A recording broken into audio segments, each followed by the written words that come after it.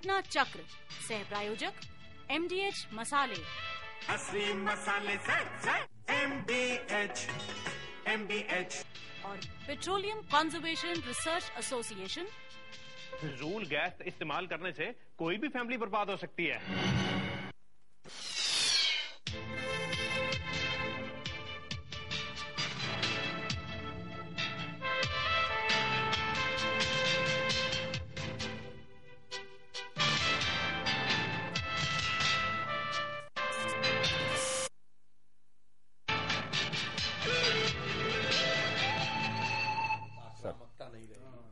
नमस्कार, घटना चक्र में आप सबका स्वागत है।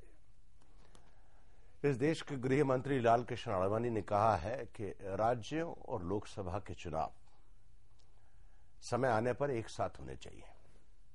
अभी तक जो व्यवस्था है और जिस तरह से आगे दौड़ और पीछे चौड़ का रवैया है, उसको देखते हुए ये अपरिहार्य है। ऐसा समझा जा रहा है कि चुनाव एक साथ हो तो इस देश में लोकतंत्र की जो सीढ़ी और रेलगाड़ी चल रही है वो थोड़ा सा मुफीद हो जाएगी जनमानस के लिए, और खास तौर से प्रशासन को व्यवस्था जो उपस्थिति है आगे दौड़ और पीछे चौड़ से, वो थोड़ी सी ठीक हो सकती है। और जैसे ही गृह मंत्री का बयान आया है उसी के साथ ताबड़तोड़ बयान आने शुरू हो गए हैं। शिवसेना का बयान है, मार्क्सवादी कम्युनिस्ट पार्टी का बयान है, चुनाव आयोग का बयान है, और ये समझने की कोशिश की जा रही है कि गृह मंत्री ने बयान क्यों दिया है, उनके मन में क्या है। और सबसे बड़ा सवाल यह है कि जब चुनाव के इस मौसम में ये बात कही जा रही है तो लोग ये समझ रहे हैं, खासतौर से सांसद, कि चुनाव का डंका गृह मंत्री ने पीट दिया है और नवंबर में चुनाव अवश्यंभावी है। बहरहाल हम ये जानने की कोशिश करेंगे कि देश की इस लोकतांत्रिक व्यवस्था में क्या अब ये संभव है कि लोकसभा और विधानसभा के चुनाव साथ साथ कराए जाए। अगर साथ साथ कराए जाएंगे तो क्या कानूनी दावपेच सामने आएंगे और किस तरह से लोकसभा से उनको ठीक किया जा सकता है, और लोकसभा और राज्यसभा क्या ठीक करने की स्थिति में भी हैं या नहीं, क्योंकि जिस तरह का दंगल की संभावनाएं वहां नजर आ रही हैं उससे लगता नहीं है। बहरहाल हमारे बीच में मेहमान हैं, मैं आपका परिचय करा दूं। कुंवर अखिलेश सिंह हैं, सांसद हैं समाजवादी पार्टी के, बहुत मुखर नेता उत्तर प्रदेश के। अखिलेश जी, आपका स्वागत है हमारे इस कार्यक्रम में। और हमारे बीच में चंडीगढ़ से सांसद हैं पवन कुमार बंसल, कांग्रेस पार्टी के बहुत सुलझे और मजबूत नेता। पवन जी, आपका भी स्वागत है हमारे इस कार्यक्रम में। और उत्तर प्रदेश के भारतीय जनता पार्टी के वरिष्ठ नेता प्रकाश मणि त्रिपाठी जी, सांसद। त्रिपाठी जी, आपका भी स्वागत है हमारे इस कार्यक्रम में। बात हम शुरू करेंगे पवन कुमार जी से। पवन जी, आप मुझे बताइए, ये जो गड्ढ मड्ढ प्रक्रिया है ये 84 के बाद से शुरू हुई, और 84 के बाद से आगे दौड़ पीछे छोड़, कभी लोकसभा आगे, कभी विधानसभा आगे, कभी विधानसभा आगे, कभी लोकसभा पीछे, ये चला। और इसमें जो एनोमली नजर आ रही है, यानी कि जो त्रुटि नजर आ रही है, वो ये है कि अगर विधानसभा का चुनाव पहले होता है तो वो लोकसभा को प्रभावित करता है, और लोकसभा का चुनाव पहले होता है तो विधानसभाओं के चुनाव को प्रभावित करता है। आप बताएं, आप गृह मंत्री से कितने मुतमईन हैं? और मैं इसमें कोई त्रुटि नहीं समझता, और बल्कि ये समझता हूं कि ये स्वाभाविक है। इतने बड़े देश में जिसमें इतने प्रांत हैं, और समय समय पे किस कारण वहां सरकार गिर जाए या हट जाए, और जो फिर उसके साथ साथ संवैधानिक प्रावधान है कि किसी भी सदन का समय 5 वर्ष होगा, ये संविधान ने तय किया हुआ है। अनुच्छेद 83 और 1977 को छोड़ दें, 172, ये 2 अनुच्छेदों के तहत 5-5 वर्ष होंगे। और जितनी देर तक वो हाउस डिसॉल्व नहीं हो जाता उतनी देर तक वहां चुनाव नहीं किए जा सकते। और क्यों ये संभव नहीं, मैं आगे शब्द संभव भी लगाना चाहता हूं कि ये संभव भी नहीं है, वो इसलिए कि आपको उदाहरण देना चाहूंगा सिर्फ बिल्कुल हाल ही का। 1998 में लोकसभा के चुनाव हुए, 96 में पहले हुए, 96 में 1.5 वर्ष के बाद फिर चुनाव हो गए। अगर हम ये सिस्टम बना लें कि सभी जो असेंबलीज हैं उनमें और लोकसभा के चुनाव एक साथ हों, तो क्या 1.5 वर्ष के बाद, क्योंकि लोकसभा भंग हो रही थी यहां के हालात के कारण, सभी असेंबलीज को भंग कर देते, वहां 5-5 वर्ष के लिए चल रही होती, और उसके बाद मान लीजिए 1 बार कर देते, 1.5 वर्ष के बाद फिर 1999 में फिर हो गया, तो क्या फिर हम भंग कर दें सभी असेंबलीज को? मैं तो ये समझता हूं कि इस पे कोई बहस की जरूरत नहीं, अपनी अपनी जगह ठीक चल रहा है। एक ही बात बार बार सुनने में आ रही है कि चुनाव का ही माहौल देश में बना रहता है। मैं उससे भी मुतफिक नहीं हो सकता। अगर एक प्रांत में चुनाव हो रहे हैं, प्रांत के चुनाव के लिए वहां के मुद्दों की ही, उन पे ही बहस होनी, वहां के मुद्दों पे ही फैसला होना जरूरी होता है। आज के दिन एक माहौल ऐसा है देश में, गुजरात में कहा हुआ अलग अलग वो एक त्रुटि हुई थी, एक अब्रेशन थी, जिससे हम लोगों को अफसोस है कि एक और ढंग से माहौल बनाया गया। लेकिन खुशी की भी बात यह है कि वो वहीं तक सीमित रहा, वो आगे नहीं बढ़ा। इसीलिए अच्छा हुआ। अगर उस वक्त आप लोकसभा के चुनाव भी वहां करवाते तो उन पे भी असर पड़ता, बल्कि गलत हो जाता। इसलिए अगर असेंबली के चुनाव होके वहां तक बात खत्म हो गई तो मैं समझता हूं कुछ गलत नहीं। उस हिसाब से वैसे तो इतना बड़ा एक धब्बा लगा देश को कि उसको मिटाया नहीं जा सकता, एक कलंक था, लेकिन उन बातों पे हम नहीं जाना चाहते। जो आज के दिन इश्यू है वो ये है कि क्या ये हमें कोशिश करनी चाहिए कि चुनाव एक साथ हों। दिल बहलाने के लिए तो ख्याल अच्छा है कि हाँ चुनाव एकदम होने चाहिए, ऐसे ही शुरुआत की थी हम लोगों ने। लेकिन समय के साथ आहिस्ता आहिस्ता किसी जगह सरकार गिर गई प्रांत में, वहां चुनाव कराने पड़े और उसके 5 वर्ष उसके बाद शुरू हुए जैसे संविधान ने कहा है। तो आहिस्ता आहिस्ता ऐसा ही होना था जो हुआ। लेकिन अगर इसके संदर्भ में बात थोड़ी लंबी मेरी तरफ से ही हो गई, इससे तो ज्यादा एक और बड़ी त्रुटि आज के दिन हमारे एक इस प्रणाली में आई हुई है, वो राज्यसभा में है। वो उस पे बात करेंगे, वो मुद्दा ही बिल्कुल अलग है। प्रकाश जी आप बताएं। ये एक दूरगामी सोच है। शुरू से ही लोग कहना शुरू कर दिए हैं कि ये नए चुनाव को लेकर के हो रहा है और ये ऐलान जो है गृह मंत्री का वो चुनाव के मद्देनजर है। ये एक दूरगामी सोच है जिस पर चर्चा हो रही है और चर्चा होने के बाद, परिपक्व सोच होने के बाद ही इस पर कोई कार्रवाई होगी, नहीं तो नहीं होगी। गुजरात के चुनाव को कलंक कहना गुजरातियों को कलंक कहना है और इससे अगर कांग्रेस पार्टी बाज आवे तो बहुत अच्छा होगा, क्योंकि काफी अपमान कर चुके हैं गुजरात के जनता को और उस अपमान का जवाब था ये चुनाव का नतीजा। ये कलंक नहीं था। ये चुनाव जो है मैंने चुनाव को कलंक नहीं कहा, मैंने कहा जो मुद्दे उठाए गए के जनसंख्या ने उसको जवाब दिया है। वो कलंक था को बार बार आप लोग कहते हैं क्योंकि कलंक था, इसीलिए वो आगे हिमाचल में दोहराया नहीं गया। एक चीज और मैं ये हिमाचल में आप जीत जाएं, गुजरात में हम जीत जाएं, कहीं कोई और जीत जाए, ये कोई मुद्दा नहीं है। और एक चीज और कहना चाहता हूं कि बार बार ये कहना कि ये संभव नहीं है, इससे मैं मुत्तफिक नहीं हूं। जब तक ये होगा कि जब कोई सरकार गिराई जाए तो उसके पहले विकल्प तैयार हो, तो न तो विधानसभा के भंग होने का सवाल होना चाहिए, न लोकसभा के भंग होने का सवाल। ये गैर जिम्मेदाराना काम कि रोज रोज नॉन कॉन्फिडेंस ले आकर के जब आप खुद नहीं तैयार हैं, तो ये गैर जिम्मेदाराना काम अगर खत्म हो जाए तो 5 साल किसी भी लोकसभा या विधानसभा के चलने में कोई परेशानी नहीं है। अगर हमेशा जो कोई भी चाहता है कि ये सरकार हटे, जो कि संविधान, और मैं उस बात में बंसल जी से बिल्कुल इनके साथ, तो संविधान में है कि अगर सरकार गिरी तो सरकार गिरी। लेकिन हरदम से ये कहा जा रहा है कि केवल नकारात्मक तौर से सरकार को गिराने की बात न की जाए, सकारात्मक तौर से उसका विकल्प पेश किया जाए, तो हर लोकसभा हर विधानसभा 5 साल बड़े आराम से चल सकती है। और इसलिए ये संभव भी है और ये तो कह ही दिया सबने कि ये चाहिए भी, क्योंकि एक दफे चुनाव घोषित हो जाते हैं, टोटल काम ठप हो जाता है, अधिकारी लोग काम करना बंद कर देते हैं, हमारे सांसद विकास निधि का काम बंद हो जाता है और हर दफे चुनाव होता है 3 दफे के लिए ठप हो जाता है। इससे बहुत बड़ा व्यवधान पैदा हो रहा है। तो 2 पहलू हैं, शासकीय पहलू है, राजनीतिक पहलू है। राजनीतिक पहलू के साथ हो सकता है कि कुछ लोग हमसे हमारे दिमाग में हो, उससे एग्री करें या ना करें, बस शासकीय पहलू में बहुत ज्यादा नुकसान हो रहा है। जो विकल्प वाली बात कह रहे हैं वो शायद बहुत सही नहीं हो सकती।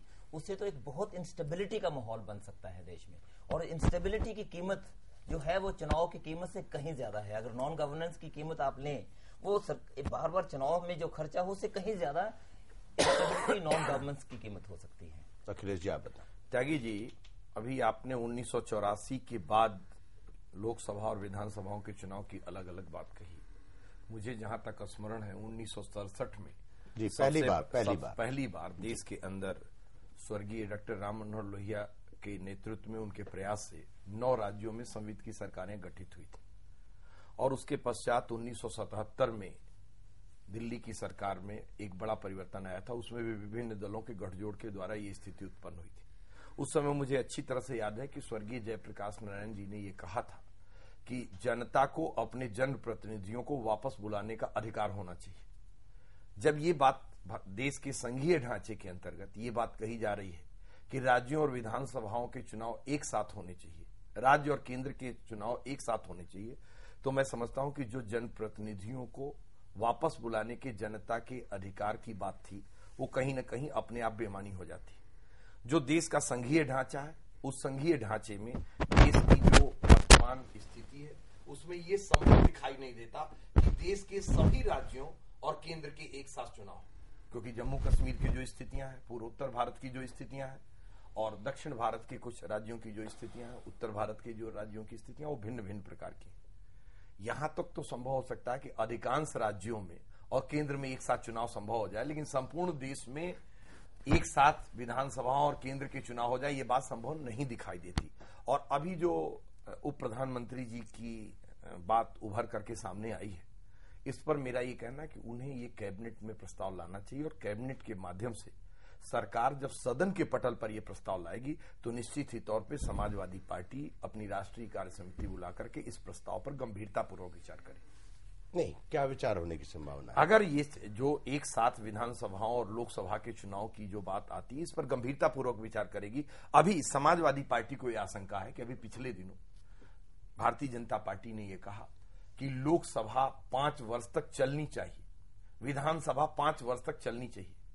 हमारा ये कहना है कि जो जनता आज जनादेश दे रही है उस जनादेश का हमें आदर करना चाहिए। ये अनिवार्यता नहीं थोपी जानी चाहिए कि 5 वर्ष लोकसभा चले और 5 साल विधानसभा चले। यदि हमारे और आपके बीच में वैचारिक मतभेद उभर करके आते हैं तो ये अनिवार्य नहीं है कि जबरदस्ती आप 5 साल तक लोकसभा को चलाते रहें, 5 साल तक आप विधानसभा को चलाते रहें। जैसे उदाहरण के तौर पर भी समान नागरिक संहिता पर भारतीय जनता पार्टी और उनके घटक दलों के बीच में वैचारिक मतभेद है और इस वैचारिक मतभेद के कारण समान नागरिक संहिता पर लोकसभा के अंदर कोई प्रस्ताव लाने की हिम्मत सरकार नहीं जुटा पा रही।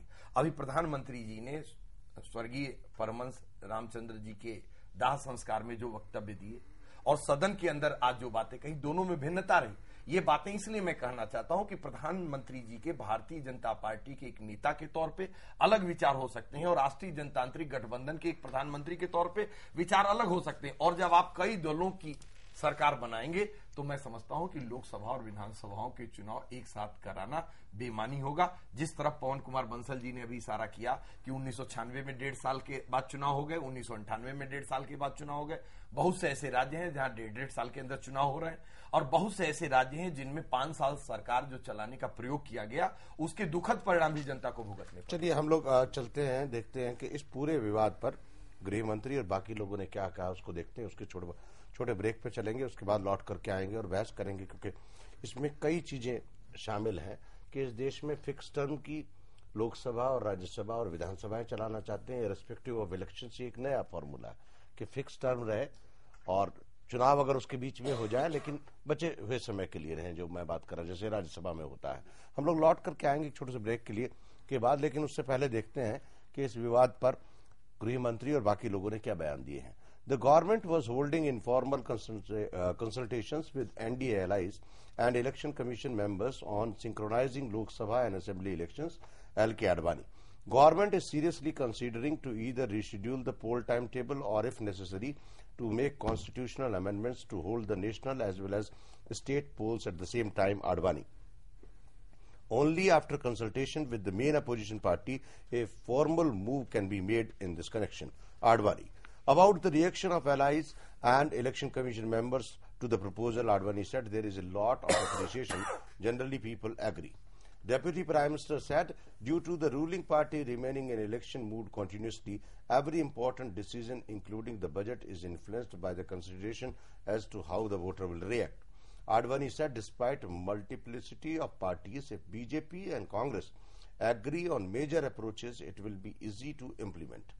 The issue had earlier been raised by Vice President Bhairav Singh Shekhawat. The Election Commission was in favor of holding both Lok Sabha and Assembly elections simultaneously in the country. Election Commissioner T.S. Krishnamurthy said that simultaneous polls would have both economic and administrative advantages. Election Commission could not take a decision on its own, and it was for the political party to decide as it needed constitutional amendments. Krishnamurthy. The centre would seek the opinion of the Election Commission on holding simultaneous Assembly and Lok Sabha elections. Swami Chinmayanand. Holding Lok Sabha and Assembly polls simultaneously is our proposal to the opposition. M. Venkaiah Naidu. Shiv Sena Chief Bal Thackeray expressed displeasure over Advani's proposal, saying the twin polls announcement had been made without consulting any of the NDA allies. Neither I was aware nor did he, Mr. Advani, inform me about it. Moreover, none of the parties were consulted before Advani made an announcement. Thackeray. The first quarter of the year is good time to hold election. Advani. A simultaneous Lok Sabha and Assembly poll was not possible under the existing constitutional provisions. We had not received any such proposal from the government yet. Election Commissioner T.S. Krishnamurthy. Advani's proposition would require a comprehensive constitutional amendment which would require the state assembly's approval, a task that is impossible for a coalition to perform. The proof of a proposal lies in political will and not in loud thinking. It is a trial balloon. His party was ready for election any time. Congress spokesman Jaipal Reddy. If the BJP was serious, it would have discussed it with other national parties at a time when opposition parties are preparing for election. Such a remark will only create confusion. Mr. Anil Vishwas, CPIM. DMK constituents of the NDA at the centre welcomed the centre's government's plan to hold informal consultations with its allies on synchronizing the Lok Sabha and Assembly polls and said the main problem was how to implement the proposal. Holding elections in a democratic setup is not like reshuffling playing cards. Therefore, a decision should be taken only after giving it deep thought. DMK President M. Karunanidhi. हम लोग चलेंगे एक छोटे से break की ओर, लौट करके आएंगे खिचड़ी चुनाव से मुक्ति.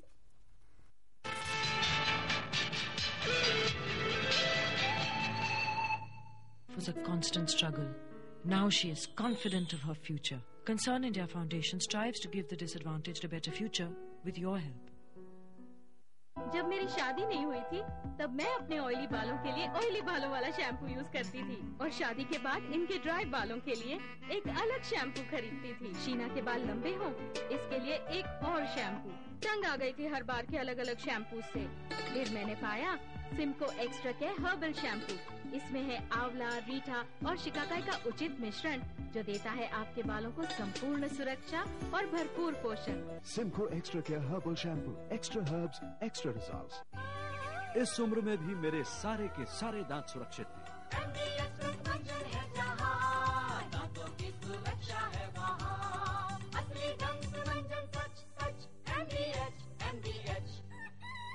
मेरी तरह आप भी दांतों को सुरक्षित रखना चाहते हैं तो एनडीए दंत मंजन करना ना भूलें. Here begins the era of royalty.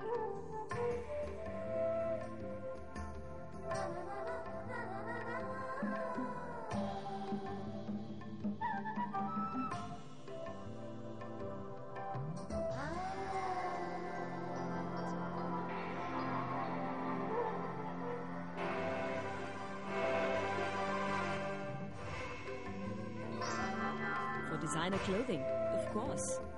PP Design Estate from the house of PP Jewelers.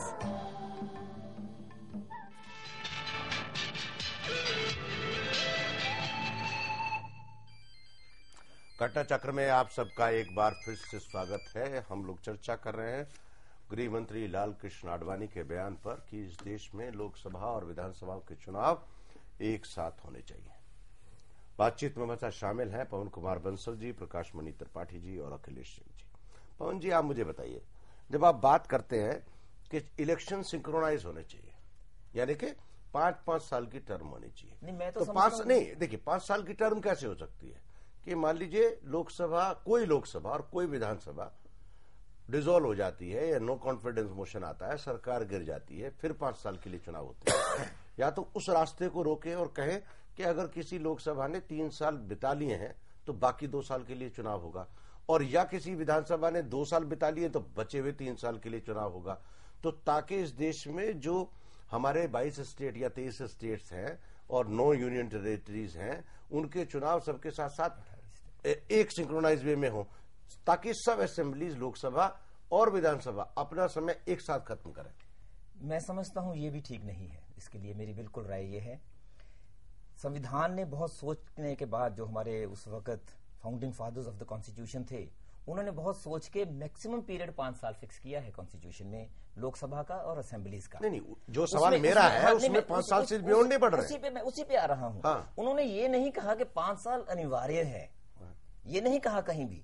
अगर कोई हालात ऐसे बनते हैं, हम सिर्फ इसलिए ये समझें कि नहीं 5 साल ही होने चाहिए, सरकार कैसी भी क्यों ना चलती रहे, सरकार को चलते रहने दीजिए, अगर उसको गिराते हैं तो विकल्प अपने आप को आप पेश कीजिए कि हम सरकार बना सकते हैं, वो गलत है। मान लीजिए एक पार्टी ए बी, मैं यहाँ अपनी पार्टियों का जिक्र नहीं करना चाहता, एक पार्टी एक सरकार में है, उनकी किसी नीतियों के कारण उनके खिलाफ वोट ऑफ नो कॉन्फिडेंस हो रहा है और वो सरकार गिर रही है। ये अनिवार्य नहीं होना चाहिए कि बी पार्टी टेक ओवर करनी चाहिए। हमारी जमहूरियत की जो सीमाएं हैं, जो sheer magnitude of our democracy is so vast, वहां आप ऐसी चीजें, जर्मनी में होता है, बहुत छोटे स्टेट्स हैं, बहुत छोटे स्टेट्स हैं, वहां वाले उदाहरण यहाँ लगाए नहीं जा सकते। यहाँ अगर हम ऐसा करना चाहेंगे कि 3 साल के बाद दूसरी आए फिर उसके 5 साल पूरे करें, ये संभव ही नहीं है। आप देखिए, मैं बताऊं, और जो मैंने पहले एक शब्द कहा था कि ऐसी सरकारें चलाने की जो कीमत अदा करनी पड़ेगी देश को, वो कहीं ज्यादा है इससे कि एक पैसे के नाप तोल में अगर हमें एक इलेक्शन और हो जाए उसमें करें। और जो आप कह रहे हैं कि मान लीजिए कि 2 साल के बाद सरकार गिर गई, जो उसके बाद चुनाव हो वो 3 साल के लिए हो, इससे भी जो एक हम लक्ष्य अपना हासिल करना चाहते हैं वो भी नहीं हो सकता। इसका मतलब वहां चुनाव बीच में आ गए, 3 साल के बाद आ गए, वहां भी वही माहौल बन गया ना चुनाव वाला कि इलेक्शन एक विकल्प की बात कर रहा हूं मैं, दूसरे विकल्प पे भी आता हूं। वही हम एक एक विकल्प करके अगर करें, ये विकल्प सही नहीं। एक विकल्प दूसरी तरफ मुझे सुनने को ये आया है, जो जिसका जिक्र मैं करना चाहूंगा, कि अगर हम ये तय कर लें कि सभी जगह चुनाव एक साथ होने चाहिए। मान लीजिए किसी प्रांत में चुनाव, कहीं सरकार गिर गई 1 साल के बाद, लेकिन चुनाव अभी होने थे 5 साल के बाद, तो ये कहा जा रहा है कि वहां प्रेसिडेंट रूल लगा दिया जाए 4 वर्षों के लिए या 3 वर्षों के लिए या 2 वर्षों के लिए। ये विकल्प भी सुनने में आ रहा है। देखिए, ये विकल्प कोई विकल्प नहीं है, ये तो जमहूरियत का गला घोंटने वाले विकल्प हैं। जो आज के दिन है एक वाइब्रेंट डेमोक्रेसी, उसके हिसाब से मेरा बहुत ठीक चल रहा है। हमें कोशिश सिर्फ ये करनी है कि जो त्रुटियां, जो कमियां, खामियां हमारे सिस्टम में, हमारी प्रणाली में आ गई हैं, उनको दूर करना चाहिए। कि हम पार्टी छोड़ के दूसरी पार्टी में न जाएं, कोई पूरे के पूरे एमएलए को हिला के एक तरफ से दूसरी तरफ नहीं ले जाए। ये कानून को उसको मजबूत करना चाहिए, एंटी डिफेक्शन लॉ को। और हमें जो हमारी चुनाव प्रणाली है उसमें आहिस्ता आहिस्ता हम कुछ न कुछ उसमें संशोधन कर रहे हैं, उसमें संशोधन करने की जरूरत है। एंटी डिफेक्शन लॉ भी क्या है? infringement of the personal freedom of an individual to choose the political party. No, that is going too far. That is going too far. I mean, if it ever, I mean, this has stood the test of all the scrutiny of the various courts, etc. And this is really, in fact, considered to be a very salutary provision to check the political harlotry. उसमें जो कुछ होना शुरू हो गया था, वेश्यावृत्ति एक हमारी राजनीति में आने लगी हुई है, उसको दूर करने के लिए एंटी डिफेक्शन लॉ एक अच्छा सिस्टम है। उसमें समय के साथ हमारे जो अनुभव हुआ है उससे महसूस किया है कि उसमें कुछ कमियां हैं, कमियों को दूर करने के लिए हम मुद्दे दूसरे मुद्दे पे चले गए। मैं अखिलेश जी से बात, अखिलेश जी आप मुझे बताइए, जो मैं बात कर रहा हूँ एक विकल्प की, दूसरे विकल्प पे भी आएंगे। एक विकल्प जो मैं पवन बंसल जी से कहा कि अगर मान लीजिए 2 साल बाद लोकसभा में सरकार गिर जाती है और विधानसभा में सरकार गिर जाती है, तो बाकी बचे हुए टर्म के लिए आप दोबारा इलेक्शन करा लीजिए। कॉन्फिडेंस, भाई नो कॉन्फिडेंस ही तो हुआ है ना, तो let the confidence B gained by for the rest of the period among the message. क्या प्रॉब्लम है? देखिए त्यागी जी, ये प्रस्ताव व्यवहारिक नहीं है। जो देश के अंदर क्षेत्रीय असंतुलन और सामाजिक विषमता बढ़ी, इसे समाज के बहुत से वर्गों के अंदर नई जागरूकता, नई चेतना पैदा। मुझे अखिलेश जी ये बताइए, इस संदर्भ में आप जनप्रतिनिधि है, आपकी पार्टी जो है एक अविश्वास प्रस्ताव लाती है सदन में, तो क्या मतलब हुआ कि जनता की आकांक्षाओं के अनुरूप अमुक सत्ताधारी दल नहीं है, तो बाकी जो 3 साल बचे हैं उसके लिए जनता का कॉन्फिडेंस लिया जाए, तो जाइए चुनाव में बाकी बचे हुए 3 साल के लिए। मैं इसी संदर्भ में आपसे कहना चाहता हूं कि उत्तर प्रदेश जो देश का सबसे बड़ा राज्य है जी, वहां 1991 में एक चुनाव हुए। हाँ। और 1991 के चुनाव में वहां एक दल को स्पष्ट बहुमत प्राप्त हुआ, लेकिन वो सरकार भी 17 महीने 13 दिन के अंदर गिर गई। और उसके बाद 1993 में एक चुनाव हुए जिसमें गठबंधन की सरकार बनी और उस गठबंधन की सरकार गिरी, फिर दूसरी सरकार गठबंधन की पदारूढ़ हुई और कुल 22 महीने के अंदर दोनों सरकारें चली गई। और इसके बाद फिर 1996 में उत्तर प्रदेश में चुनाव हुए, और 1996 में जो चुनाव हुए उसमें ये लगता नहीं था कि जो सरकार पदारूण होने जा रही है वो 2 साल भी चलेगी, लेकिन वो सरकार 5.5 साल तक चल गई। तो मैं आपसे ये कहना चाहता हूं कि परिस्थितियां इस तरह की बनती हैं जिसमें कभी ये लगता है कि ये सरकार 5 साल चलेगी, जबकि वो सरकार 2 साल 1.5 साल के अंदर ही चली जाती है, और कभी परिस्थितियां ऐसी बनती कि जब ये लगता है कि ये सरकार नहीं चलेगी उसके बाद भी सरकार 5 साल चल जाती है। जैसे वर्तमान राष्ट्रीय जनतांत्रिक गठबंधन सरकार को आप ले लीजिए, इस सरकार के संदर्भ में पहले जो भविष्यवाणी आई थी उसमें लगता था कि 1.5 साल से 2 साल ज्यादा सरकार नहीं चलेगी, और अब जो 5 साल का फार्मूला है, अभी सरकार को अपना कार्यकाल अगले साल अक्टूबर में पूरा करना है, और जो लोग 5 साल फार्मूले की बात कर रहे हैं वही समय के पहले चुनाव कराने की बात कर रहे हैं। मैं समझता हूं कि उनके विचारों में ही विरोधाभास है, पहले उनको अपने विचारों के विरोधाभास को दूर करना चाहिए। मुझे ये देखने में आ रहा है कि जिसको जब जैसी सहूलियत हो रही है वो वैसा रास्ता तलाशने की कोशिश कर रहा है। मैं ये समझता हूं कि जो वर्तमान पद्धति चल रही है ये सही है, और हम तो इससे भी 4 कदम आगे बढ़कर के कहना चाहते हैं कि स्वर्गीय जयप्रकाश नारायण जी ने जनप्रतिनिधियों को वापस बुलाने के जनता के अधिकार अखिलेश जी, उसे भी हमें देखिए, जयप्रकाश नारायण जी या देवीलाल या चरण सिंह ने जो राइट टू कॉल की मैसेज दिया था, वो तो जैसे ही आप नो कॉन्फिडेंस मोशन किसी सरकार के खिलाफ पेश करते हैं, दैट इज ऑटोमेटिकली नहीं, वो एक इंडिविजुअल एक मेंबर के देखिए, वो सरकार के लिए केवल देखिए, जमहूरियत में वो फिजिबल नहीं है, क्योंकि उसका है। जैसे आप ग्राम पंचायतों के अंदर देख लीजिए, ग्राम पंचायतों के अंतर्गत ये व्यवस्था है कि जब आधे से अधिक व्यक्ति जब ग्राम सभाओं के चुने हुए ग्राम प्रधानों के विरुद्ध अविश्वास प्रस्ताव देते हैं तो दोबारा उनके मतदान होते हैं, और ये परीक्षण होता है कि इन्हें बहुमत प्राप्त। देखिए, वो तो एक इकाई की बात कर रहे हैं। जब आप समूह और जनतंत्र की सबसे मजबूत इकाई ग्राम सभा है, और यदि ग्राम सभा में हम इसको संभव बना सकते हैं, इस देश को ग्राम सभा बनाना चाहते हैं, तो विधानसभा और लोकसभा, अगर ग्राम सभाएं मजबूत होंगी तो विधानसभाएं और लोकसभाएं मजबूत होंगी। देखिए, इस देश में लोकसभा ग्राम सभा नहीं हो सकती और ग्राम सभा लोकसभा नहीं हो सकती। नहीं, बदकिस्मती, ये आप अंतर समझ त्यागी जी, यही बदकिस्मती है कि देश का जो मानस है, जो जनतंत्र की सबसे निचली इकाई जिसे हमें मजबूत बनाना चाहिए, सबसे मजबूत उसी को बनाने, उसको हम मजबूत नहीं बना रहे, जनतांत्रिक तरीके से भी और प्रशासनिक तरीके से। आप देखिए, आप सारे लोग बड़े दिग्गज पॉलिटिशियन हैं, आप ईमानदारी से बताइए कहां तक लोकल सेल्फ गवर्नमेंट्स को पावर दी है, किस स्टेट में लोकल सेल्फ गवर्नमेंट के पास पावर है, और कितने मुख्यमंत्री ईमानदार हैं। आप सब लोग यहाँ बात कर रहे हैं, मुझे बता दीजिए हरियाणा, पंजाब, हिमाचल, बिहार, गुजरात, महाराष्ट्र, सब local self government. Tyagi ji, यही बात मैं आपसे ये कहना चाहता हूँ कि जो पंचायती राज व्यवस्था है, उस पंचायती राज व्यवस्था की मूल भावना के सब लोग आकर के टेलीविजन पे, रेडियो पे बोलते हैं समृद्ध करें और गांव सभाओं को अगर पूर्णतः अधिकार बनावे, निश्चित तौर पे उन्हें स्वयं यहाँ भी बोला जाता है, सब सुनने में अच्छा लगता है। मुख्यमंत्री के नाखून आते ही मुख्यमंत्री सारी पावर अपने यहाँ पर कब्जा कर लेता है, और प्रमुख और ब्लॉक प्रमुख पंगु हो जाते हैं। It's a mockery on the system. Anyhow, यही तो मैं कहना चाहता हूं कि वास्तविक तौर पे उन्हें अधिकार संपन्न बनाया जाए, और सर देखिए, ऐसी परिकल्पना करने का क्या तुक है जिसको हम पूरा नहीं कर सकते। इसी तरह की परिकल्पनाएं इसको पूरा किया जा सकता है, और कई राज्यों में बहुत हद तक इसको पूरा किया गया है। उत्तर भारत के राज्यों का अनुभव दूसरा है, दक्षिण भारत राज्यों में ज्यादा अधिकार दिए गए हैं। मध्य प्रदेश इसका उदाहरण है, मध्य प्रदेश में बहुत बढ़िया काम हुआ। मध्य प्रदेश में तो आगे भी डिसेंट्रलाइजेशन हुई है, डिस्ट्रिक्ट गवर्नेंस बनी है, किया जा सकता है और किया गया। देखिए, लेकिन विषयांतर, त्रिपाठी जी, हम लोग ना विषयांतर हो गए। लेट्स कम बैक टू वापस। हमारा केवल सवाल ये है कि कठिनाइयां हैं, किसी भी बदलाव में कठिनाइयां होती हैं, बदलाव अनिवार्य है। हमको ये इस बात पर ज्यादा विचार करना है कि क्या ये फायदेमंद होगा, केवल राजनीतिक दृष्टि से नहीं, सब दृष्टिकोण को लेकर के देखना होगा कि क्या ये होगा। और ये भी मैं कह दूं कि जो कहा गया है, और पहले भी हमने कहा, ये दूरगामी सोच है, ये नहीं है कि उसका कल आने वाला है या अगले चुनाव के बारे में सोच रहे हैं। ये चर्चा हो रही है, और आप लोगों ने भी कहा कि ले आवे, वहां पर चर्चा होगी, सदन में भी चर्चा होगी, उसके पहले जनता द्वारा भी चर्चा होनी चाहिए। जैसे हम लोग चर्चा कर रहे हैं तो जनता द्वारा भी चर्चा होनी चाहिए, इसमें कोई हर्जा नहीं है। लेकिन कैसे होगा, क्या होगा, अगर हम लोग अपने दिल से ये सोच लें कि ये व्यवस्था अच्छी है या ये व्यवस्था अच्छी है, ये व्यवस्था आनी चाहिए, तो उसके बाद हम लोग त्रिपाठी जी आपसे एक सवाल कर रहा हूं, ईमानदारी से बताइएगा, आज एक एमपी को चुनाव लड़ने के लिए कितने पैसे की जरूरत होती है?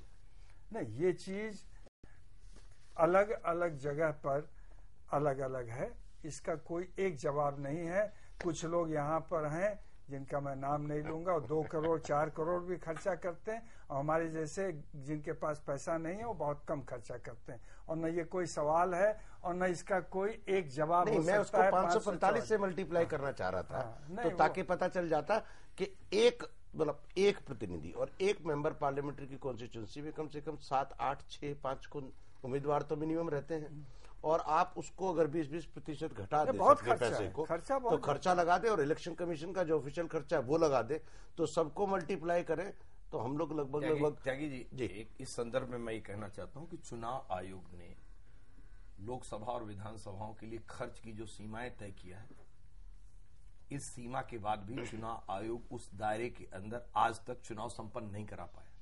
ये कहीं न कहीं हमारी चुनाव प्रणाली की विफलता है। उस पे नहीं जाते, नहीं, इस पर त्यागी जी मैं बहुत स्पष्ट तौर पे कहना चाहता हूं कि सरकार जब तक अपने खर्चे पर चुनाव कराने की दिशा में आगे नहीं बढ़ेगी, तब तक इस चीज पर हम विराम नहीं लगा सकते। यार वो मुद्दा बदल गया अखिलेश जी, वो मुद्दा ही बदल गया। हम लोग चलेंगे छोटे से ब्रेक की ओर, और ब्रेक के बाद लौट करके आएंगे खिचड़ी चुनाव से मुक्ति, और फिर विस्तार से बहस करेंगे। 2 करोड़ क्या 5 करोड़ तक खर्च।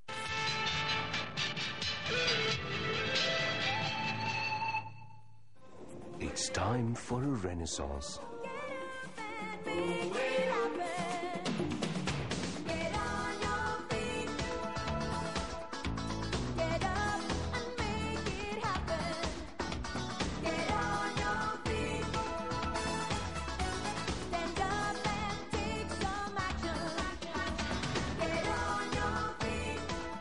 The Renaissance Goa Resort.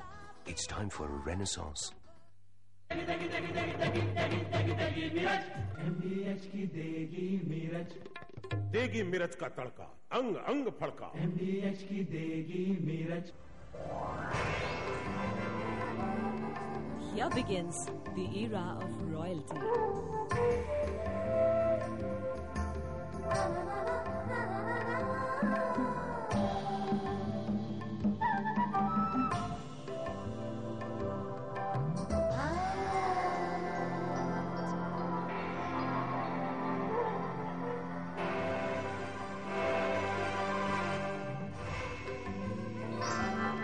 Designer clothing, of course.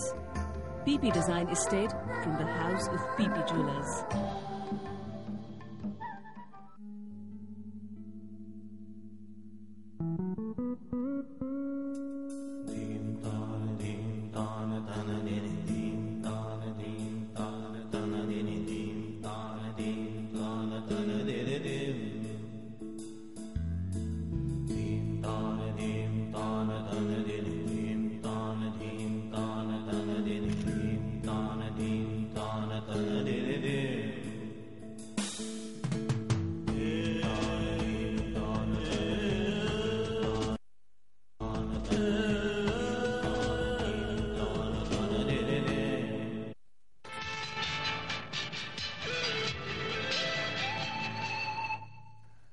घटना चक्र में आप सबका एक बार फिर से स्वागत है। खिचड़ी चुनाव से मुक्ति। गृह मंत्री लालकृष्ण आडवाणी ने कहा है कि लोकसभा और विधानसभा चुनाव साथ साथ होने चाहिए, ऐसी देश में सिंक्रोनाइजेशन का माहौल होना चाहिए, और देश में जो प्रशासन की कुव्यवस्था हो गई है उससे मुक्ति पाने का एक लोकतांत्रिक तरीका ये है।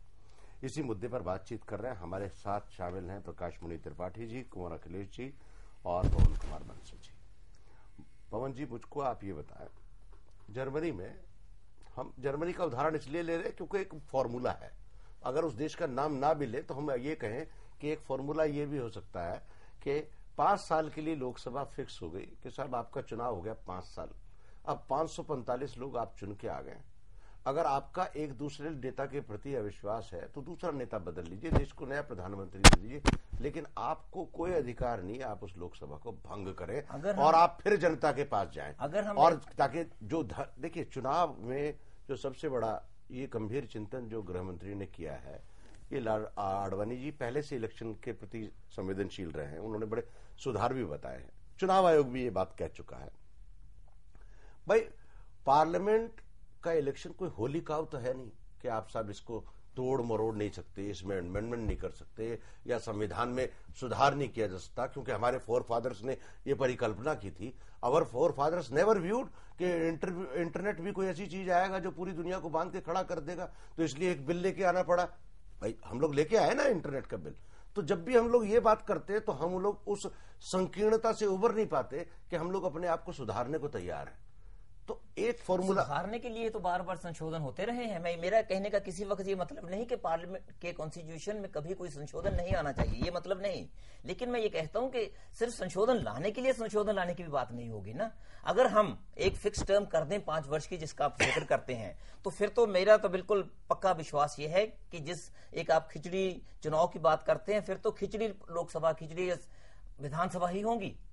कि ये तो हो जाएगा कि 5 साल से पहले जा नहीं सकती, 5 साल में वो आज उसको खींचो, उससे सौदा करो, आज 10 एमपीज को दूसरी तरफ खरीदो, उस एमएलए को कोई दूसरे खरीदो, सामने असली चेहरा आ जाएगा। क्या चेहरा आ जाएगा? 5 साल बाद जब फिर चुनाव होंगे, 5 वर्षों में क्या जो कुछ हो जाएगा देश के साथ, जो कुछ प्रांतों के साथ हो जाएगा, उसका वर्णन नहीं किया जा सकता। नहीं, क्या होगा अल्टीमेटली? कोई इस देश को बेच के तो टोटल मिस गवर्नेंस जो 5 वर्षों में हो सकती है, अगर ये किसी के मन में डर नहीं रहे कि हमें गिराया जा सकता है, हम गिर सकते हैं, चुनाव फिर हो सकते हैं, अगर ऐसी कभी हम गलती करके ऐसा फिक्स टर्म कर बैठे।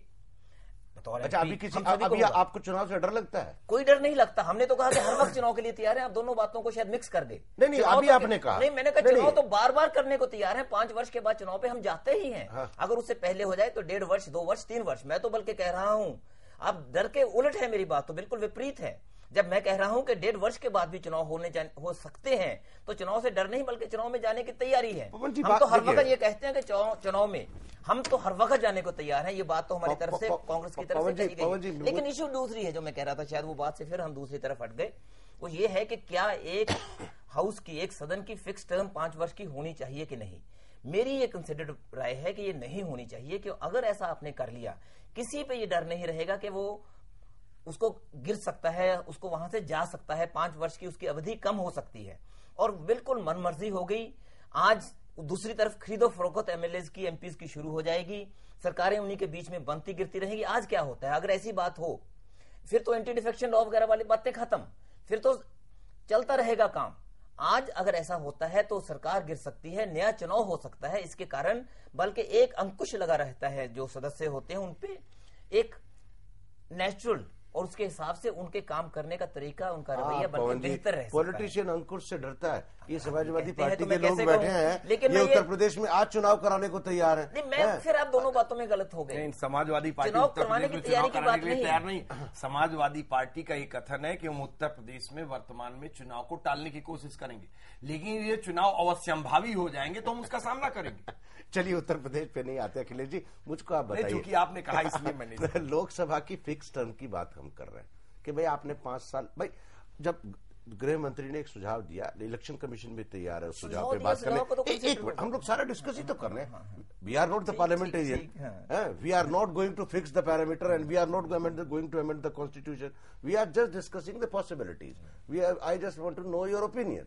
अखिलेश जी आप मुझे बताएं, 5 साल की फिक्स टर्म करने में क्या दिक्कत है? समाजवादी पार्टी की स्पष्ट ये राय है इस संदर्भ में कि अगर इस तरह की विधानसभा और लोकसभा के टर्म को फिक्स किया गया तो इससे तानाशाही की प्रवृत्ति को बढ़ावा मिलेगा और अवसर। कहाँ आपके पास तो नो कॉन्फिडेंस मोशन का आपके पास अधिकार है। नहीं, जिस दिन आपको लगे आपकी अमुक सदन में विधानसभा में संख्या ज्यादा हो गई, आप टर्म्स भी फिक्स कर रहे हैं और दूसरी तरफ नो कॉन्फिडेंस की भी बात, सरकार गिरने की बात कर रहे हैं ना, लोकसभा भंग होने की बात नहीं कर रहे। मैं यही कह रहा हूं, लेकिन आप लोग कंफ्यूज कर रहे हैं। कंफ्यूज नहीं, नहीं, आप कंफ्यूज कर रहे हैं। मुझे अपनी बात स्पष्ट करने दी। नहीं, देखिए आप जो है ना कंफ्यूज मत करिए। नो कॉन्फिडेंस, अविश्वास प्रस्ताव अमुक प्रधानमंत्री और अमुक नेता के खिलाफ है। नहीं, और लोकसभा भंग करने के अमुक खिलाफ नेता या अमुक प्रधानमंत्री किसी दल का नेता होता है जी, जो आपकी संसदीय जनतांत्रिक वर्तमान प्रणाली है, उसके अंतर्गत वह दल पहले अपने नेता का चयन करता है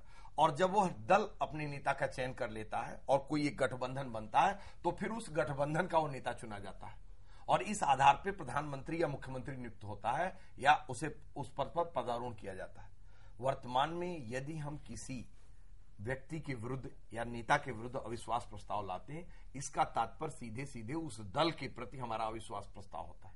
और जब उस लोकसभा या उस विधानसभा के अंदर इस तरह की स्थितियां पैदा हो जाए कि उस दल को किनारे करके आप कोई गठजोड़ नहीं बना सकते, उस दल को किनारे रख करके आप सदन के अंदर कोई नई सरकार नहीं बना सकते, ऐसी परिस्थितियों में चुनाव के अलावा दूसरा कोई विकल्प नहीं। पर ऐसे में तो कांग्रेस आई हो जाना चाहिए। नहीं, भाई ये सरकार कांग्रेस आई के बल पे चल रही है, नहीं चल रही है? नहीं, कांग्रेस आई कांग्रेस आई ने ये डिसाइड किया हुआ सरकार को नहीं गिरा। मैं इस बात से सहमत नहीं हूं कि कांग्रेस के बल पे ये सरकार चल रही है। ये नहीं है मेरा ये कहना कि जिन लोगों ने धर्मनिरपेक्षता का लबादा ओढ़ा था, समझे आपने, उनके बल पर यह सरकार चल रही है। जो आज राष्ट्रीय जनतांत्रिक गठबंधन के घटक दल हैं, उन घटक दलों के यदि बयानों को आप देखें तो उनके अंदर करुणानिधि जी का बयान अगर आप देखेंगे तो दूसरा आपको दिखाई देगा। समता पार्टी का बयान लैक ऑफ प्रिंसिपल्स पे चल रही है, टोटल लैक ऑफ प्रिंसिपल्स पे चल रही है, शेयर इंस्टिंक्ट ऑफ सर्वाइवल पे चल रही है। ईमानदारी से बताइए पवन जी, ताकि देश का दर्शक भी जाने, अगर आपकी नेता अगर भारतीय जनता पार्टी के काम से असंतुष्ट है और ये तय कर ले कि इस सरकार को जाना चाहिए, अखिलेश जी आप भी तायद करेंगे, कितनी देर लगेगी इस सरकार को जाने? दोनों बातों में कॉन्ट्रडिक्शन होगी। अगर हम नहीं गिरा रहे, आप कह रहे हैं आप गिरा क्यों नहीं रहे? हाँ। अगर हम गिरा दें तो कहें आपने 5 साल चलने नहीं दिया। ये बात तो सही नहीं है। ये इस ढंग से नहीं बात को देखा जा सकता। आप बताइए 5 साल वाले फॉर्मूले पे। 5 साल बाद फॉर्मूला ये है कि जो आपने बात कही है कि संसद भंग हो या सरकार हटे, ये दो अलग अलग चीज। बिल्कुल। 11वीं लोकसभा में 18 महीने में 3 सरकारें बदली। अटल जी 13 दिन, इंद्र कुमार गुजराल और गौडा। उसके बाद एक ऐसी परिस्थिति पैदा हुई कि लोकसभा आपको इलेक्शन करवाने ही पड़े। हाँ, लेकिन दोनों एक दूसरे से जुड़े हुए नहीं हैं। 18 महीने में भी 3 सरकारें बदली हैं, एक दूसरे से जुड़े नहीं है। और 18 महीने बाद मान लीजिए वो करना पड़ा, तो फर्क सिर्फ इतना है, जो आपका सुझाव है कि वो 18 महीने के बाद जब चुनाव हो तो ये कहा जाए कि ये 3.5 साल के लिए है, 32 और कोई फर्क नहीं। बिल्कुल जी। तो उस हिसाब से अभी हम लोग विस्तार की बात कर रहे हैं, और विस्तार की बात यह है मूल प्रश्न पर जाने पर कि किस तरह से, अगर हम समझते हैं कि एक अच्छी प्रणाली होगी, तो किस तरह से लोकसभा विधानसभा के चुनाव एक साथ किए जाएं, ये कैसे किए जाएं, उसके लिए ये एक विकल्प संभव है। और जैसा हमने कहा कि इस पर चर्चा हो रही है, कहीं ऐसा नहीं कहा जाता है कि सरकार बदले तो संसद भी बदले, ये भी नहीं है। और अगर संसद भी बदले तो चुनाव कम समय के लिए हो जाए, ये एक नई बात होगी। लेकिन ये बदलाव का जमाना है। त्रिपाठी जी, इस संदर्भ में एक बात मैं कहना चाहूंगा इस बात में। त्रिपाठी जी से रिलेवेंट है कि जैसे अभी इस लोकसभा का 4 साल कार्य पूरा नहीं हो, और सपोज इट 4 साल 1 महीने या 2 महीने बाद चुनाव हो जाए, तो क्या फिर 10 महीने के लिए लोकसभा के नए चुनाव कराए जाएंगे? ये क्या 10 महीने के लिए अगले लोकसभा के चुनाव कराए जाएंगे? कभी ऐसी स्थिति आ सकती है कि 4.5 साल में लोकसभा भंग हो जाए या विधानसभा भंग हो जाए, तो क्या मात्र 6 महीने के लिए लोकसभा और विधानसभा के चुनाव कराए जाएंगे? लेकिन अगर आप 11वीं लोकसभा का उदाहरण लें जो इन्होंने दिया, अगर वहां मान लीजिए कि फिक्स टर्म का जैसे बाहर समझा जा रहा है, वो ये नहीं जो त्रिपाठी साहब ने कहा, लेकिन ये भी एक अच्छी राय कंसिडर करने के लिए है। लेकिन अगर पहला लें, फिर तो बार बार एक सरकार गिरती रहे, उसको छोड़ दीजिए। अब जो इन्होंने दूसरी एक अपना सुझाव दिया कि 3.5 वर्षों के लिए हो, 3.5 वर्षों के लिए क्यों हो? क्यों ना हम कोशिश करें कि 5ch वर्षों के लिए। हमने सुझाव नहीं दिया, हमने ये कहा कि 3.5 के लिए करें, लेकिन फिर 1.5 साल के। आपने 96 की लोकसभा का उदाहरण दिया कि 13 दिन, 9 महीना और 7 महीना और कुल मिला के 18 महीना, और 18 महीने में 3 सरकारें, और फिर ऐसी स्थिति बनी कि चुनाव अनिवार्य हो। तो ये ऐसी परिस्थितियों में 5 साल का जो हमारा कंसेप्ट है वो कहीं भी पूरा होता नजर नहीं आता। एक बात, इनकी बात बहुत जायज है, और ये भी एक चर्चा का विषय होगा कि क्या 5 साल का मतलब, ज्यादा से ज्यादा 5 साल का मतलब वो प्रधानमंत्री को ये विकल्प देता है कि उसके पहले भी हो सके। ये चीज भी बदलनी पड़ेगी अगर वो होगा। चलिए तो अधिकार है। हम लोग चलेंगे एक छोटे से ब्रेक की ओर। ब्रेक के बाद फिर लौट करके आएंगे और ये बताएंगे कि 1952 से जो अब तक चुनाव हुए हैं उनमें क्या क्या हालात रहे हैं और किन कारणों से। कारणों की चर्चा तो नहीं कर पाएंगे क्योंकि समय कम है, लेकिन जिस मुद्दे पर चर्चा करेंगे वो मुद्दा ये है कि अगर लाल कृष्ण आडवाणी अपने सुझाव पर अमल करना चाहते हैं तो क्या राज्य की विधानसभाएं और ये लोकसभा और राज्यसभा इस बात के लिए तैयार हैं कि पूरे देश में एक साथ चुनाव हो। एक छोटे से ब्रेक के बाद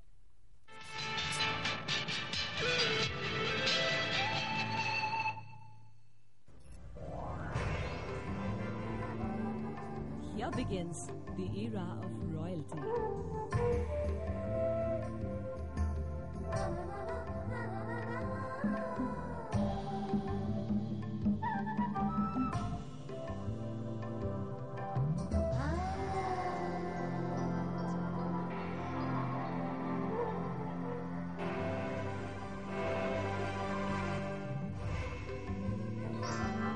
For designer clothing, of course. PP Design Estate from the house of PP Jewelers. मैं हूँ पेट्रो अंकल। मैं ही ऊर्जा और मैं जिंगल। करते हम बूंद बूंद की बात, चलते लेकर सबको साथ। दुनिया है हमारी दीवानी, रेडियो पर सुनो हमारी कहानी। कैसी कहानी? सुनो अबूद। ऊर्जा के जो भी है सहारे, हम तो है प्राणों से प्यारे, यही तो है बूंद बूंद की बात। 37 रेडियो स्टेशनों पर 5 भाषाओं में प्रसारित पीसीआरए का संरक्षण अभियान। सुनते सुनते जीतो इनाम, बूंद बूंद की बात। जब मेरी शादी हुई थी तब मैं अपने ऑयली बालों के लिए ऑयली बालों वाला शैम्पू यूज करती थी और शादी के बाद इनके ड्राई बालों के लिए एक अलग शैम्पू खरीदती थी। शीना के बाल लंबे हों इसके लिए एक और शैम्पू। तंग आ गई थी हर बार के अलग अलग शैम्पू से। फिर मैंने पाया सिमको एक्स्ट्रा के हर्बल शैम्पू। इसमें है आंवला, रीठा और शिकाकाई का उचित मिश्रण जो देता है आपके बालों को संपूर्ण सुरक्षा और भरपूर पोषण।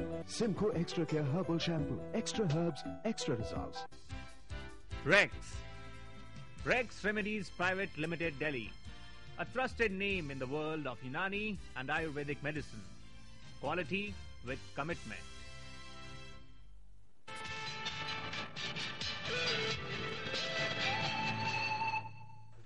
घटना चक्र में आप सबका एक बार फिर से स्वागत है। हम लोग चर्चा कर रहे हैं गृह मंत्री लाल कृष्ण आडवाणी के बयान पर कि इस देश में लोकसभा और विधानसभा के चुनाव साथ साथ होने चाहिए। बातचीत में शामिल हैं प्रकाश मणि त्रिपाठी जी, अखिलेश सिंह जी और पवन कुमार बंसल जी। इससे पहले कि हम लोग बातचीत के अंतिम चरण को शुरू करें, हम देखें कि 1952 से जो इलेक्शन शुरू हुए वो किस तरह शुरू हुए और किस पार्टी का क्या रोल था। देखिए 1952 में जो इलेक्शन हुआ उसमें प्राइम मिनिस्टर थे जवाहरलाल नेहरू। जो कुल सीटें थी 489, कांग्रेस को 364 सीटें मिली और यूनाइटेड सोशलिस्ट पार्टी को 12 और बीजेएस को 3।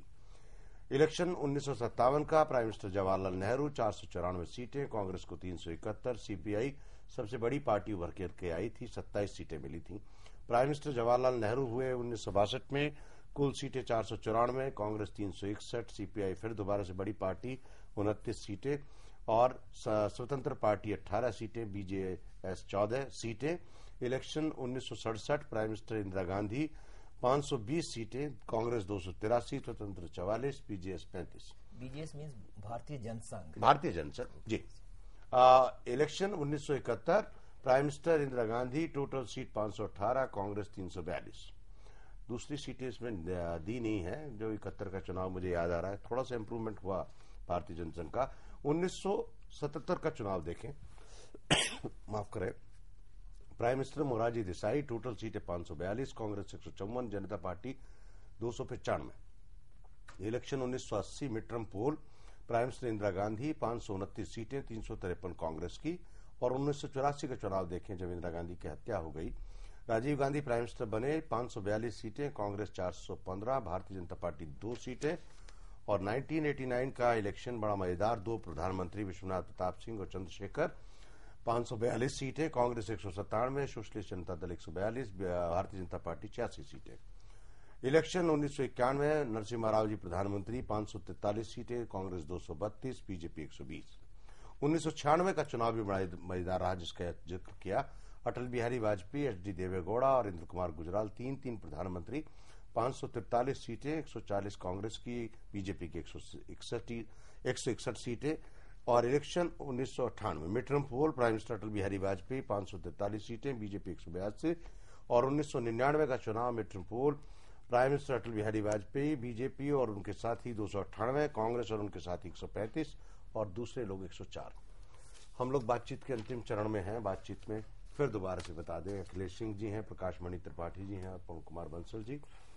आप मुझे बताएं पवन जी, मैं ये जानना चाह रहा हूं कि क्या ये संभव है जो सुझाव अडवाणी लाल कृष्ण आडवाणी जी ने दिया है कि एक साथ चुनाव कराए, क्योंकि एक मैं अभी प्रक्रिया पे आ रहा हूं। अगर एक साथ चुनाव कराने की बातचीत भी शुरू हुई और मान लीजिए दोनों सदन में इसका अनुमोदन भी हो गया, एक परिकल्पना की बात करें, संभव नहीं है, तो राज्य क्या इसके लिए तैयार हो जाएंगे?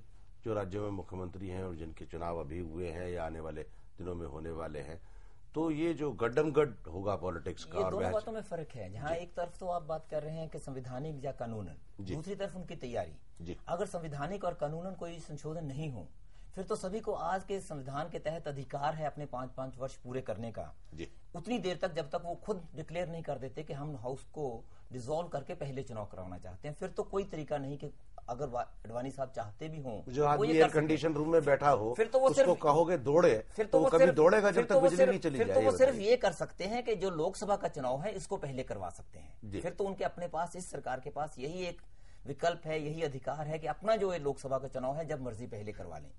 दूसरी तरफ बात रही, अगर सभी मान के ये फैसला कर लें पहले दोनों सदन, फिर उसके बाद क्योंकि एक ऐसी रेटिफिकेशन की जरूरत होगी, कम से कम आधे प्रांत इस बात को रेटिफाई करें, अगर दो तिहाई अगर ऐसा कानून बनाना हो, फिर उसके बाद भी मैं ये समझता हूं कि उसमें मुश्किलातें ज्यादा आएंगी और जो हालात हमें उस वक्त जिनका अनुभव करना पड़ेगा वो आज से कहीं ज्यादा गंभीर और वो होंगी कि हम फिर सोचेंगे मन में कि ये ना किया होता तो अच्छा था। क्योंकि उसमें जब बात मैंने शुरू में की थी, एक ऐसी स्थिति में हम पहुंच सकते हैं किसी न किसी वक्त किसी स्टेट में कि 1 साल के बाद वहां हालात खराब हो जाए, तो क्या हम 5 वर्ष के लिए वहां उन्हीं सरकारों को बार बार चलाते रहेंगे कि वहां प्रशासन के नाम की कोई चीज ना हो, या फिर वहां 4 साल के लिए उसके बाद हम प्रेसिडेंट रूल लगाएंगे? दैट वुड बी स्ट्रेंगुलेटिंग डेमोक्रेसी, उसका गला घोंटने वाली बात होगी। इसलिए मैं ये कहता हूं कि जो आज के प्रावधान है वही ठीक है, और लेकिन हमें एक प्रयास करना चाहिए पूरे विश्वास के साथ, एक पक्के इरादे के साथ कि हम इसको ठीक चलाएं। तो अखिलेश जी आप बताएं। देखिए त्यागी जी, हमारी पार्टी की स्पष्ट राय है कि आडवाणी जी ने जो ये विचार प्रस्तुत किए हैं ये जनता का ध्यान बटाने के लिए किया गया है। यदि आडवाणी जी इस प्रक्रिया के प्रति गंभीर होते तो जैसे ही 1999 में उनकी सरकार पदारूढ़ हुई तब से ही अगर उन्होंने इस बहस को चला करके इस दिशा में सार्थक प्रयास किया होता तो अब तक इसके कुछ परिणाम उभर करके आते हैं। जैसा कि अभी पवन कुमार बंसल जी ने कहा कि जहां तक हम लोगों को जानकारी है, इसको कानूनी अमलीजाला पहनाने के लिए कम से कम 2/3 विधानसभाओं से भी इस प्रस्ताव को मंजूरी दिलानी होगी, और जो 1 साल का दौर बचा हुआ है लोकसभा के चुनाव का, उसमें ये दिखाई नहीं दे रहा है कि 1 साल के अंदर इस पूरी बड़े आशावान है 1 साल पे। नहीं, मैं एक आशावान नहीं हूं। मुझे तो ये लगता है कि सारे अभी जो परिस्थितियां देश के सामने भारतीय जनता पार्टी के शीर्ष नेतृत्व के द्वारा रखी जा रही है, उसकी परिस्थितियां जस्ट विपरीत है, क्योंकि भारतीय जनता पार्टी आज सभी मुद्दों पर फेल हो चुकी है। इसलिए वो नए नए मुद्दों की तलाश कर रही है और उन मुद्दों के बल पर वो जनता के बीच में जाना चाहती है। प्रकाश जी आप उनके अंदर एक छटपटाहट और बेचैनी है। ये बात सही है कि हम नए मुद्दों का तलाश कर रहे हैं। 21वीं सदी है, 20वीं सदी की सोच रखनी पड़ेगी। नए मुद्दों में कोई गड़बड़ी नहीं है, और जो नए मुद्दे होते हैं हमको कहने में बड़ा इस बात मुझे खुशी है कि एक पीढ़ी का अंतर है हमारे और त्रिपाठी जी में, तो एक पुरानी पीढ़ी का आदमी 21वीं सदी में आने की बात कर रहा। निश्चित मुझे त्रिपाठी जी ये बताइए, स्वागत करते हैं। एक सवाल का जवाब मैं चाहता हूं। जो माननीय सांसदों ने कहा कि ये जो है लोकसभा और राज्यसभा का अगर संयुक्त सत्र भी बुला लिया जाए तो 2/3 विधानसभा की जरूरत होगी। 1/2 होता है, 2/3 तो पास होने का होता है, कॉन्स्टिट्यूशन अमेंडमेंट के लिए ज्वाइंट सेशन नहीं होता। मान लीजिए मैं कह रहा हूं अगर करना पड़े तो ये कल्पना जो है जब पास ही नहीं हो सकता तो फिर ये आइडिया फ्लोट करने का क्या तुक है? चर्चा हो और तरीका निकले। अभी तो आज ही बाल ठाकरे साहब ने उसको बिना चर्चा के अगर चुपचाप हम लोग ले आते हैं तब हरदम आपको संभवतः आप लोग तो जानते हैं हरदम ये लोकसभा में बात उठाई जाती है, जब प्रतिपक्ष को कुछ नहीं मिलता है तो पहली बात ये उठाई जाती है कि इतनी जल्दी क्या है, इसको भेजिए कमेटी में, पहले वो देखे फिर वो देखे। कमेटी पे आप ये राय दे रहे हैं कि कमेटी में नहीं जानी चाहिए? नहीं, चर्चा होनी चाहिए। हम लोग आप तो खुद एक कमेटी के चेयरमैन रहे हैं। ये निष्कर्ष एक मिनट कमेटियों के अंदर कितनी सच्चाइयां उजागर होती हैं। अखिलेश जी, मैं समझता हूँ अखिलेश जी इसका अनुभव आपका ज्यादा अच्छा होगा। अखिलेश जी एक मिनट अपनी बात जी, नई आइडिया से आप लोग डरिए मत। प्रकाश जी इसका मतलब ये है कि जो लाल कृष्ण आडवाणी जी ने बात की उसके प्रति सिर्फ बहस को उछालने का एक मुद्दा है, उसके प्रति कोई गंभीरता नहीं। आप अपने हमारी बात को मोड़िए मत। बहस प्रजातंत्र का बहुत अहम हिस्सा है और भारतीय जनता पार्टी बहस में विश्वास करती है और इसलिए चर्चा हो न, इसका हमें डर है, बल्कि इसका हम स्वागत करते हैं। जैसे कि आज बहुत शुक्रिया प्रकाश जी और पवन जी आपका भी, अखिलेश जी आपका भी। लोकतंत्र में ये मंथन तो चलेगा ही और ये कल्पना और ये परिकल्पना के विधानसभा और लोकसभा का टर्म 5 साल का हो और उनका चुनाव साथ साथ हो।